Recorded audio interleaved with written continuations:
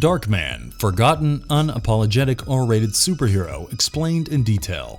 Sam Raimi's original superhero. There are few who don't appreciate the demented genius of Sam Raimi. Back in 1990, he was fresh off the success of his low-budget classic horror Evil Dead series. The critics and fans were already acquainted with the works of a director who could clearly think outside the box. He confirmed such thoughts with his movie Darkman, which premiered in 1990. Although the trailer led many to believe that it was a Caped Crusader ripoff, it was miles away from any existing mythology or character. It was a shocker in the superhero genre, and the narrative had the audacity to thrive in the dark portrayal of heroism. Filled with R-rated violence and dark comedy, it was a daring attempt to say the least, and the identity-swapping superhero could easily be mistaken for a cadaver.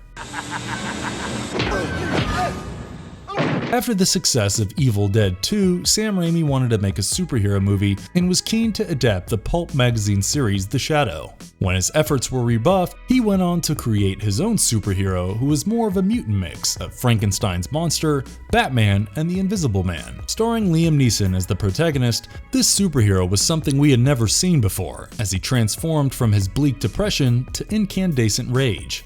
The narrative is a bit of a mix of Gothic horror and science fiction. It feels dangerous and alive, and the thrill in the storytelling is pretty unique. When the flick released in 1990, it was surprisingly loved by audiences, and Darkman's breed of vengeance ensured that nobody could predict what to expect next. The success prompted a couple of sequels, but Sam Raimi only worked as an executive producer for the 2 direct-to-video follow-ups. In this video, we will enlighten you with all that there is to know about this original and unique Darkman and the legacy of the franchise. Before we go into our explanation, we have a very small request. If you like our content, please support us by subscribing to our channel. This is a small click for you, but for us, it means a lot. Thank you. Let's begin. What am I? Some kind of a circus freak? Who is Darkman? Darkman 1? This movie was based on a short story written by Sam Raimi himself, serving as a tribute to the horror films of the 1930s. The movie starts off with us being introduced to Dr. Peyton Westlake. He is working on developing a type of synthetic skin that would help the burn victims. However, he is faced with a problem during his research as the skin seems to disintegrate after only 99 minutes. Fragmentation time.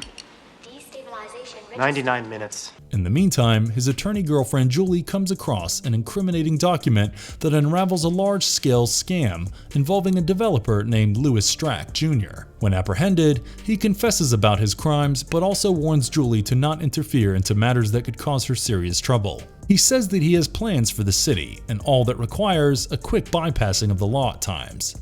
Louis even warns her about the involvement of a dreaded crime lord, Robert Durant, in this matter. Does the name Robert Durant mean anything to you? Who wants possession of an incriminating document Julie has. And I fully believe he'd do anything to get his hands on that document.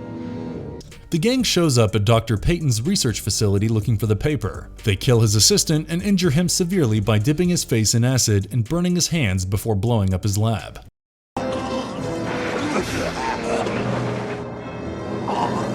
Dr. Peyton, who had just found out about the photosensitive nature of the skin he's created, is hurled into the river on the impact of the explosion. He is terribly burned and disfigured when he is brought to the hospital as an unidentified victim. During the treatment, the nerves of his spinothalamic tract are snapped, and he loses any sensation. He no longer feels any physical pain, and as a result, his strength is enhanced with the adrenal overload. However, he is no longer mentally stable and escapes from the hospital after waking up from a coma. He is believed to be dead, and even his girlfriend Julie is unaware of his remarkable survival. Unknown to all, he sets up a lab in a condemned building and strives to perfect the art of creating synthetic skin.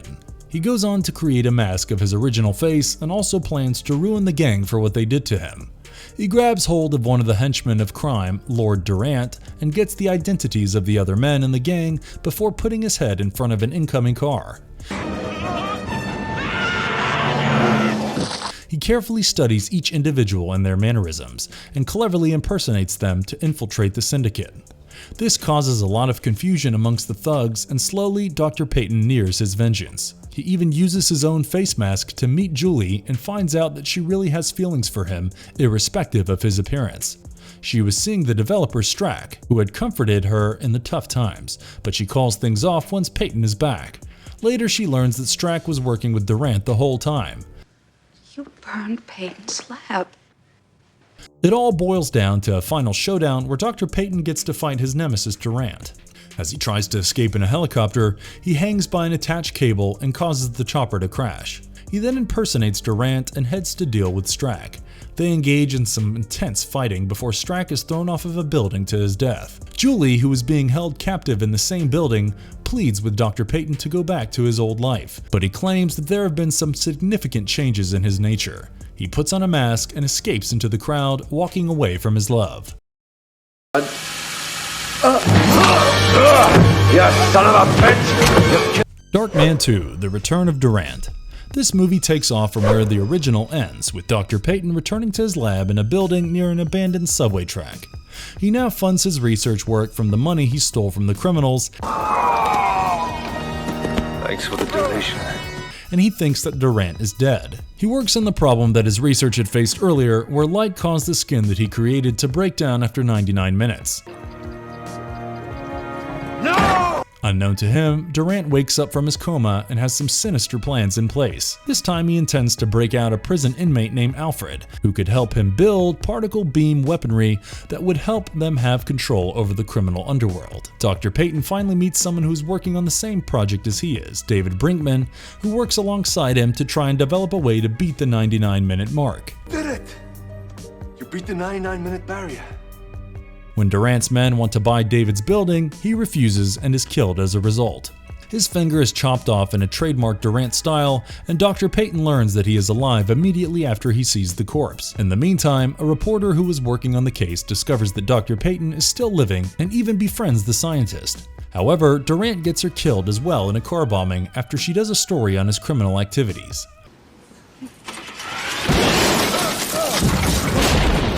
Dr. Peyton gets to know that Durant is still determined to buy David's building, and this time he is pressurizing David's little sister Lori. All we need is your signature on these X's. He sets out to protect her and uses his old tactic of using the masks that look like the faces of Durant's men to infiltrate his lair. Another intense face-off ensues, and Durant tries to escape in his car, but Dr. Peyton had fitted it with explosives, causing him to die the same way he had killed the reporter. Justice is delivered, and our hero vows to fight crime the same way in the future.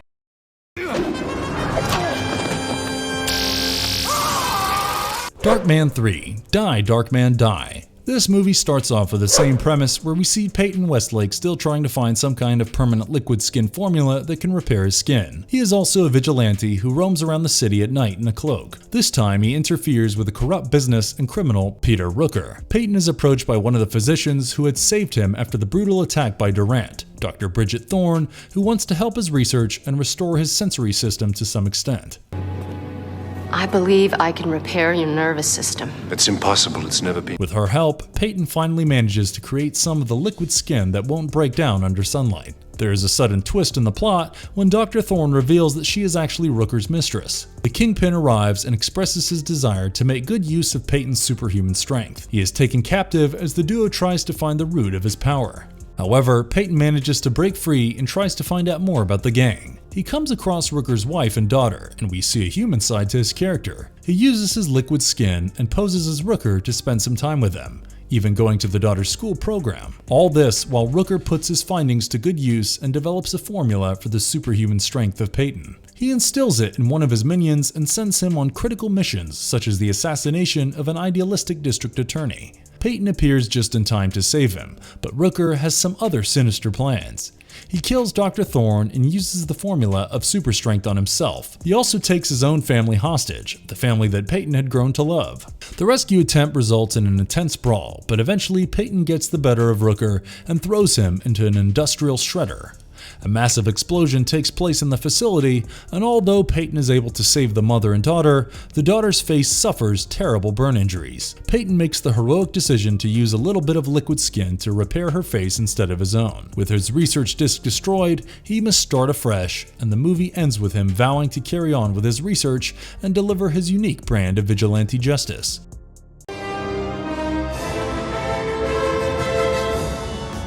Our take on these movies. The original Darkman by Sam Raimi was one of the first instances of an R-rated superhero film releasing in theaters. This superhero movie had an adult overtone, but the narrative was appreciated by viewers.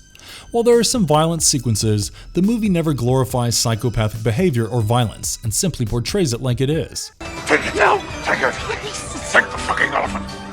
The vulnerable superhero in the movie Peyton didn't have any such superpowers. He was as vulnerable as any other man, except for his ability to feel no pain and an increased strength following the treatment. Besides, he is never shown as some altruistic do-gooder who helps society. Darkman is out for his own revenge, and it just happens to be that his own enemies were criminals as well. The underrated classic was helped by some brilliant performances, with Liam Neeson taking the center stage as the protagonist. It took a lot of effort because he had to work 18-hour shifts underneath all the makeup.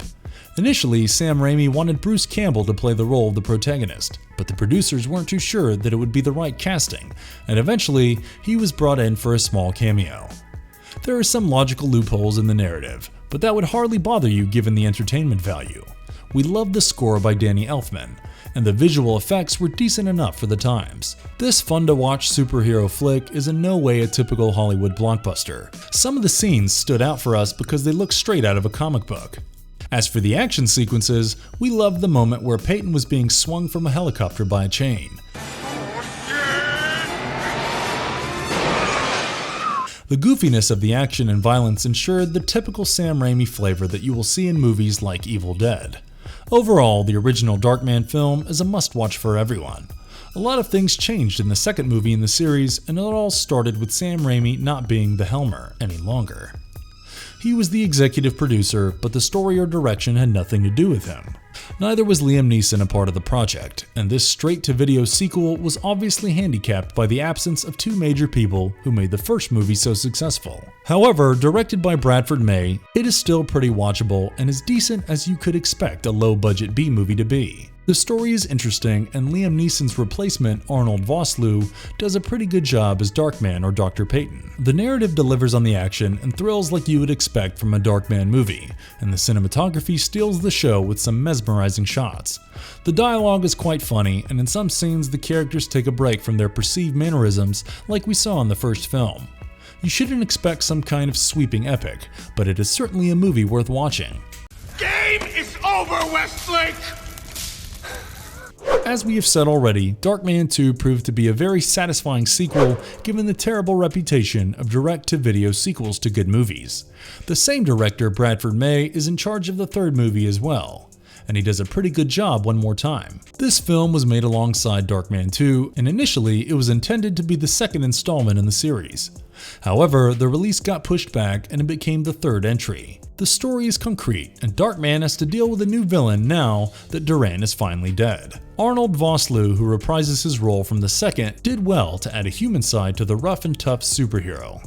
Darkman not only fights evil forces this time, but also protects a mother and daughter, developing a caring side to his character for them. The film is a great mix of hard-hitting action scenes and some emotional moments to strike the perfect balance. The witty dialogue is like a breath of fresh air, and it made the experience all the better. Some of the essences of the original film have been retained with the OTT visuals and the nightmare vision sequence. Comparisons with the original would be rather unfair, but Darkman Die does hold its own with some power-packed content. As long as you can handle the bloody and gory violence with a dash of strong language at times, you will certainly enjoy the narrative.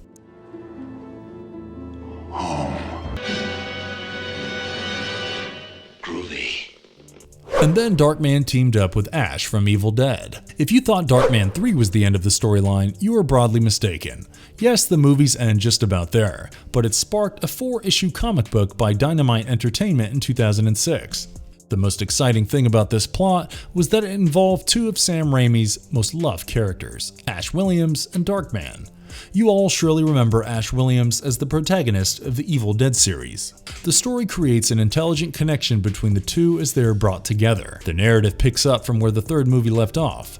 We see Peyton looking over his girlfriend's business whilst moonlighting as a vigilante.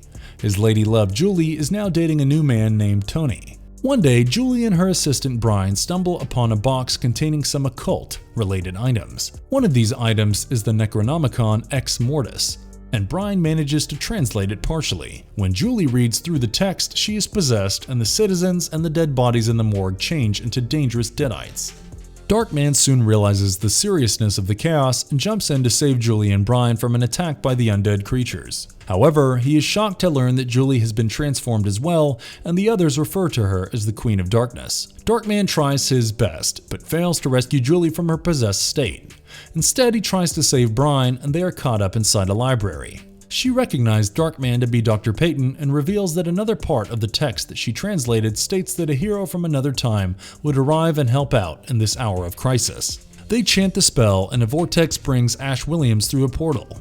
The relentless attack of the Deadites continues in full swing, and the trio does their best to fend off the onslaught. The Queen of Darkness arrives along with the dead, but when Ash tries to shoot her, Darkman stops him out of his love for his beloved Julie. Ash and Darkman indulge in a brawl following this, and using this opportunity, one of the Deadites runs off with a Necronomicon.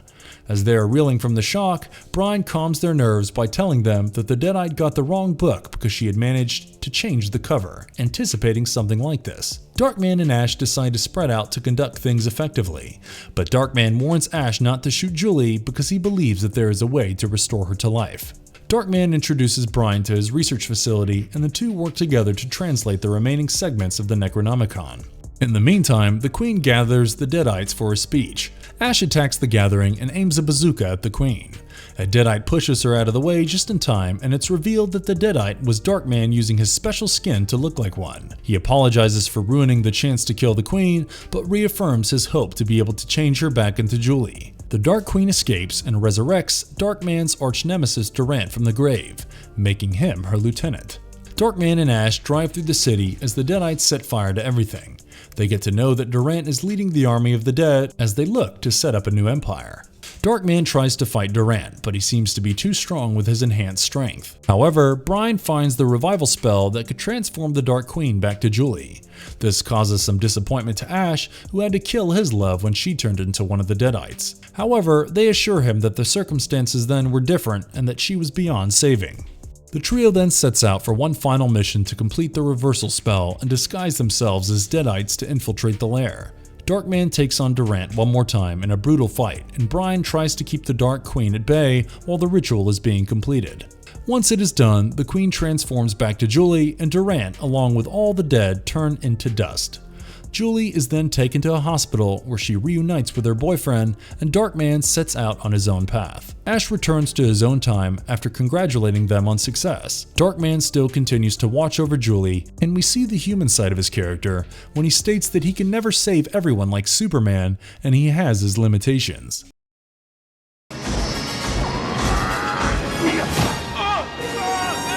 How Darkman indirectly shaped the Marvel Cinematic Universe. Yes, we are certainly making tall claims here, but we have enough evidence to suggest the same.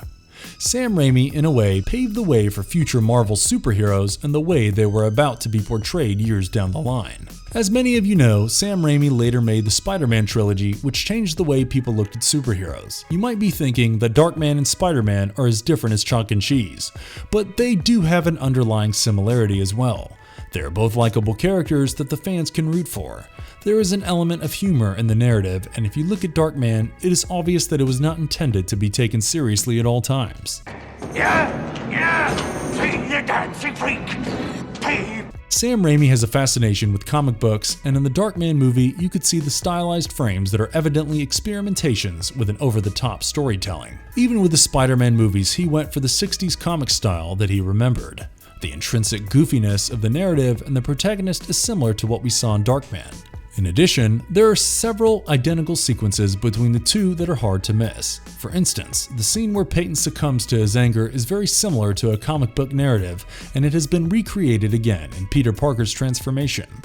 The grand success of Spider-Man prompted several other heroes that followed, who are all cheerful and fun to root for. The goofiness and the humor can be seen in the way Marvel presented the likes of Iron Man and Captain America. They realized that the audiences loved the lighthearted take on their heroes, who would be vulnerable and not invincible. Was it a clear influence of Darkman? It may or may not be the case, but clearly it was one of the first superheroes to have no such grand superpowers, one who was fun to watch and easy to relate to because he was flawed.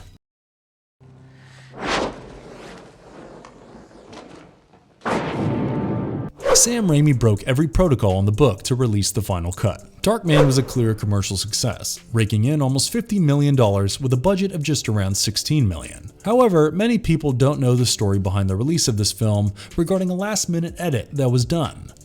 Universal Studios had brought in their own editor and did not want Sam Raimi for the job initially. But the editors they brought on board kept fumbling with the project, and the test screening scores did not quite add up to anything good. The original editor wanted to edit in a romance movie, but luckily he gave up and left the project. Another one chopped off some interesting bits and made it into an 85-minute film. The final version that was locked for release left many disappointed. This was when Sam Raimi's editor suggested a last-minute edit work once again. They all sat together for the project and restored a lot of the scenes that were chopped out. The entire movie was redone, and Universal Pictures was kept in the dark about these developments. When they did find out, there was a lot of hue and cry because this was completely against the prevailing protocols of post-production. But by now it was too late to change anything, and again they went ahead with his final cut. The issue died out because the movie was such a grand success at the box office, pleasing critics and fans alike. Thus, the legacy of Darkman was salvaged by a last-minute edit job that allowed the best possible version of this film. The silly protocols have ruined some great movies in the past, and we are happy that the same did not happen with Darkman.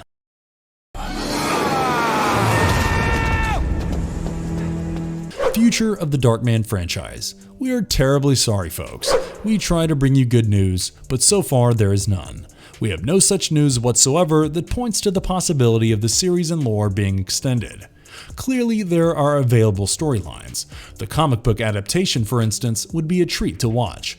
We will keep our fingers crossed on this one and hope that we get some good news regarding a future project on our loved offbeat superhero series.